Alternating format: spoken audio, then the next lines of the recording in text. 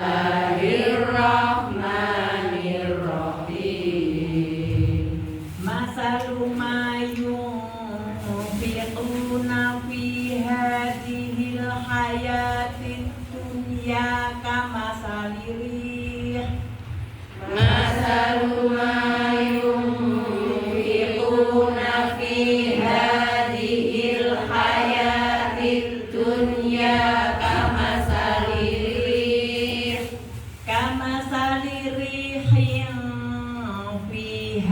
sirrun asobat harsa qaumin dolamu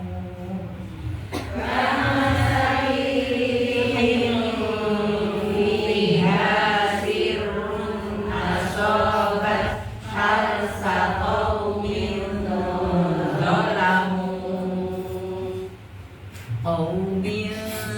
dolamu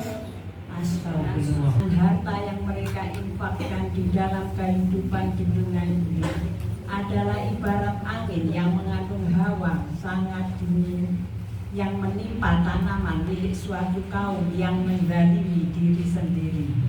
Lalu angin itu merusaknya. Allah tidak menzalimi mereka, akan tetapi mereka yang menzalimi diri mereka sendiri. Ibu ahadukum idza raja'a ila ahlihi ayyajida fihi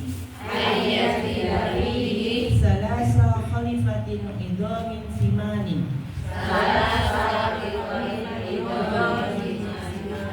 qulna na'am qala fasalasu abatin yaqra'u bihinna ayatin yaqra'u bihinna ahadukum fi sholati bersabda, tidakkah setiap orang di antara kalian ingin jika pulang ke keluarganya bisa membawa unta yang besar dan gemuk? Kami menjawab, tentu. Rasulullah SAW melanjutkan, 3 ayat yang seorang dari kalian membacanya dalam sholat lebih baik dari 3 ekor unta yang besar dan gemuk. Hadis riwayat Muslim. Adalah engkau yang selalu mentadabburi Al-Quran, mempelajari Al-Quran, lalu menyampaikan kandungan maknanya kepada orang lain. Ya, minimal menyampaikan kepada hati dan pikiran kita masing-masing. Suasana saat ini kita ada di Ta'allam Al-Quran wa 'allamahu. Itu ya Bunda. Dan lebih khusus bicara tentang tema yang selalu melekat dalam hidup kita. Tema itu sebenarnya kurang. Makanya di makalah saya tulis ontologi keterpurukan dan kesuksesan hidup menurut syariat Islam. Oke. Makalah ini sudah saya sampaikan hari Ahad. Dan bayangan saya panjenengan sudah baca. Dan harapan saya hadir mendapatkan 1 juta pertanyaan dari panjenengan semua. Begitu. Ada yang bertanya? Oh, berarti baik, ya wis. Kalau gitu nggak usah dicatat. Pak Arifin nggak mau dengan nyata, karena makalah udah dikirim gitu. Nanti sambil santai gitu dibaca pelan-pelan. Ada kurang lebih 10 atau 12 halaman. Baik, saya awali dari 1 pertanyaan. Pertanyaan pertama adalah, apa sih hakikat? Ontologi itu makna terdalam. Hakikat makna terdalam itu ontologi. Ya, perhatikan dengan baik. Di Al-Quran itu memerintahkan kepada kita, ketika kita mau melaksanakan apapun, maka kita wajib bertanya secara ontologi, apa itu? Apa hakikat yang aku sedang lakukan? Apa hakikat sesuatu yang akan kulakukan? Itu yang penting. Setelah itu bertanyalah secara epistemologi. Epistemologi itu cari ilmunya. Bagaimana ilmu? Bagaimana syariat? Setelah itu pertanyaan ketiga, bagaimana aku membuktikannya? Membuktikan itu berarti mempraktekkan. Jadi ucap lagi ya, apa hakikat makna terdalam dari sesuatu? Lalu yang kedua, bagaimana ilmunya? Begitu. Lalu yang ketiga, bagaimana wujud akhlakku? Oke. Saya tadi bilang, apa hakikat hidup? Hakikat hidup itu ujian. Hakikat hidup itu challenge, tantangan. Hakikat hidup itu fitnah. Begitu budaya. Itu harus dipahami betul. Nah, yang namanya ujian itu tidak sesuatu yang terpuruk, sesuatu yang sakit, sesuatu yang pahit, sesuatu yang gagal, sesuatu yang menyakitkan. Oh no. Sesuatu yang menyenangkan, sesuatu yang mencerminkan keberhasilan, hal-hal yang manis dalam hidup, begitu. Itu juga ujian. Bahkan kalau menurut orang-orang sufi, ya, kalau ditanya mereka itu kaum sufi, ujian hidup yang paling berat itu apa? Kenikmatan. Ujian hidup yang paling berat itu adalah kesenangan, keberhasilan. Itu yang paling berat. Oke. Jadi dalam teori ilmu-ilmu sosial ada seorang ilmuwan besar. Ini orang kafir tadi budaya, tapi kalau di antara budaya ini ada yang begitu senang kajian-kajian social science, itu kenal mesti yang namanya Profesor Dr. Al-Twinby. Itu dia menulis sebuah buku The Study of History. Di jilid yang ke-29 itu ada buku yang berjudul The Civilization, peradaban. Dia menelurkan sebuah teori begini, what is life? Apa hidup itu?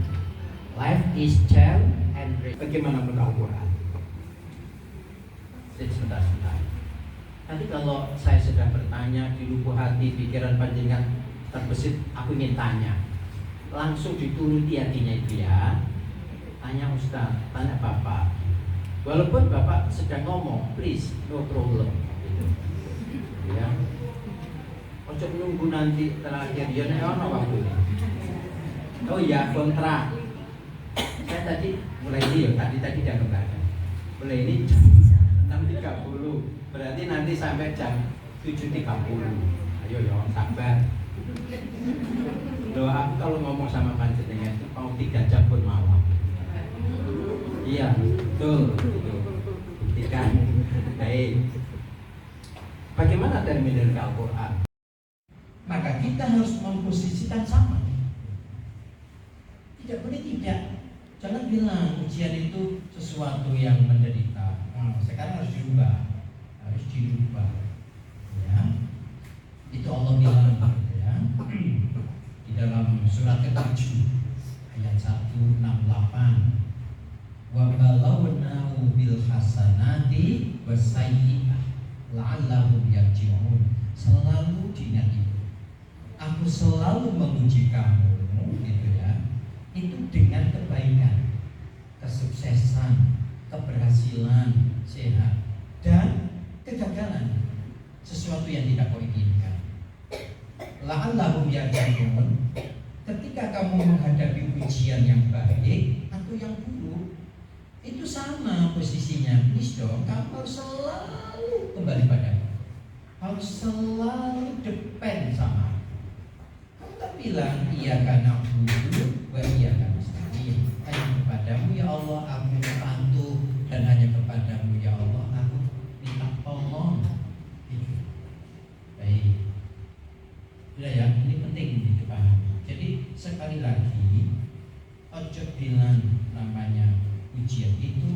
sesuatu yang pahit. Oh no, yang manis juga ujian. Di dalam surat Al-Anbiya ayat 35 Allah juga bilang, kullu nafsin dha'iqatul maut wa nabluukum bisyarri wal khair. Nah, kalau ini Allah mendahulukan yang jahat, yang tidak baik dulu, yang menyakitkan dulu, baru yang membahagiakan. Apa konteksnya? Menghadapi kematian, kan gitu ya. Kalau di surat ke-7 tadi Al-A'raf itu adalah baik dulu, baru tidak baik. Nah, sama-sama harus selalu kembali. Jadi kalau gini tidak, bisa saja ketika kita mendapatkan keberhasilan, kita bilang alhamdulillah, lalu astagfirullah. Ketika kita mendapatkan kegagalan, bilang dong astagfirullah, alhamdulillah. Belum. Ayo. Astagfirullah apa? Maafkan aku hilaf ya Allah. Alhamdulillah, derita ini akan menghapus dosaku. Sakit ini akan menghapus dosa. Thank you my God, thank you my God. Kan begitu, terima kasih Tuhan. Dan itu harus clear gitu. Udah yang usia di atas 60 seperti saya ini punya sahabat sejati, my wife, sakit, tapi semangatnya itu luar biasa. Karena lumpuh total sih, 2 tahun tidak bisa jalan. Tapi unik gitu ya, ketika sudah bisa mulai jalan pelan-pelan itu dia cerita, kamu tahu ketika aku sakit lumpuh nggak bisa jalan, nggak tahu dong. Siapa tahu buku hatimu? Nggak tahu. Yang buku hanya Allah. Satu, waktu aku lumpuh itu hari demi hari aku takut apa? Sampai rapi meneng. Betul itu. Aku tertawa. Oh sudah bos. Ngapain? Dan nggak apa-apa, itu memang wanita. Nah, sabar, gitu ya. Dan selalu dimaknai bahwa itu ujian Allah. Karena itu saat kita mendapatkan ujian pahit itu harus alhamdulillah, tapi astagfirullah dulu gitu. Karena maafkan ya Allah, maafkan ya Allah. Lalu alhamdulillah itu alhamdulillah ternyata engkau kuatkan hatiku sabar. Alhamdulillah ternyata kau kuatkan hatiku ikhlas. Alhamdulillah ternyata kau membuat aku pandai bertawakal. Itu alhamdulillah. Nah, tapi kalau yang tadi yang dapat kenikmatan alhamdulillah dulu, terus astagfirullah gitu. Makasih Tuhan, kau telah beri barokah nikmat yang menyenangkan. Gitu. Tapi mohon maaf kalau aku lupa. Kalau aku lupa hilaf gitu. Atau apa? Terjebak kepada kenikmatan. Jadi kenikmatan itu kita terjebak di dalamnya, lalu kita lupa Allah. Bisakah begitu? Sangat. Makanya Allah bilang dalam surat Ibrahim ayat 3, alladzina yastahibbuna al-hayata dunya 'alal akhirah wa yasudduna 'an sabilillah wa yabghuna 'anil wajh. Ulaika fi dhalalin ba'id. Begitu. Ada sahabat bilang kepada Rasul, aku kepingin kaya, doakan. Enggak. Karena Rasul tahu kamu tekan kaya tambah karuan itu. Ya, ayat itu bilang orang yang sangat mencintai dunia lupa pada akhirat. Maaf udah. Sangat mencintai dunia itu bukan ujuk-ujuk mencintai begitu. Dari pelan-pelan gitu. Dan dikasih rezeki 1.000 jadi 10.000 gitu. Bisa saudara terima kasih Tuhan. Kasih 100.000. Rezeki di mana kerja keras kok siang malam gitu. Kalau dapat 1 juta sehari, inilah keberhasilan. Harus mulai dong. Begitu. Orang yang sangat mencintai dunia melupakan akhirat, dia akan menghalang-halangi jiwa pikirannya, jiwa pikiran orang lain ada di jalan Allah. Coba, ngeri. Yang kedua, yang ketiga, wayabunai wajah. Orang seperti itu akan lebih suka memilih jalan bengkok, suka memilih jalan zalim, suka memilih memilih jalan dusta sebagai cara terbaik dalam hidup. Ayo, terjadi toh? Itu. Orang ini bukan rai gede, tapi rai condet. Sekolah gak beres, anaknya sekolah gak beres, belum tapi tak merasa salah. Gitu. Itu namanya kebohongan dijadikan sebagai senjata ampuh. Mulai David lagi pahit, orang seperti itu ada dalam kesesatan yang paling jauh. Oke, bisa mulai sekarang dipahami. Sehat sampean adalah ujian, sakit sampean juga. Lebih senang saya memakai surat ke-7 Al-A'raf ayat 168 daripada Al-Anbiya 35. Karena yang satu tadi yang baik dulu dipahami sebagai ujian. Orang itu kalau kita itu manusia tetap manusia kita ya. Manusia itu tetap manusia. Manusia tetap manusia. Jadi kita itu juga menurut surat Yusuf ayat 53, inna nafsa amaratun bisu. Manusia itu cenderung error loh sih, bahasa Lamongan, bahasa bukan gendeng. Jadi manusia itu cenderung lebih gendeng daripada waras. Ila marhabi, kecuali jiwamu yang selalu tersentuh dengan cinta kasih sayang Allah. Begitu. Nah, mudah-mudahan setiap aktivitas kita obsesinya adalah gimana ya Rob aku mendapat sentuhan cinta kasih-Mu, hidayah. Itu ternyata ikhlas nomor 5. Itu dalam surat Al-Hijr ayat 40. Tapi kalau memahami surat Al-Hijr 40 itu harus memahami Al-Hijr 39. Begini. Qala rabbi bima aghwaytani la uzayyina lahum fil ardi wa la ughwiyannahum ajma'in illa ibadaka minhumul mukhlasin. Artinya begini. Iblis bilang, oke Tuhan, please, karena kau telah memvonis aku sesat selamanya, maka aku bersumpah di hadapan-Mu bahwa aku akan membuat semua kejahatan hidup itu terasa indah di mata manusia. Ayo, jadi semua kejahatan hidup itu terasa indah di mata manusia, dan aku akan sesatkan dia dalam hidupnya di dunia, kecuali Tuhan, hamba-Mu yang Kau pilih, yang Kau sentuh dengan cinta-Mu, hidayah-Mu. Aku tidak berdaya. Berarti seluruh ibadah kita berobsesi gimana mendapatkan cinta kasih Allah. Begitu, itu ikhlas.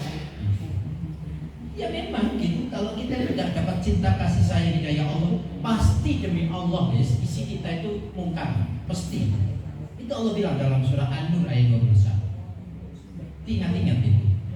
Walau la fadlullahi alaikum wa rahmatuhu ma zaka minkum min ahadin abada walakin Allah yuzakki man yasha.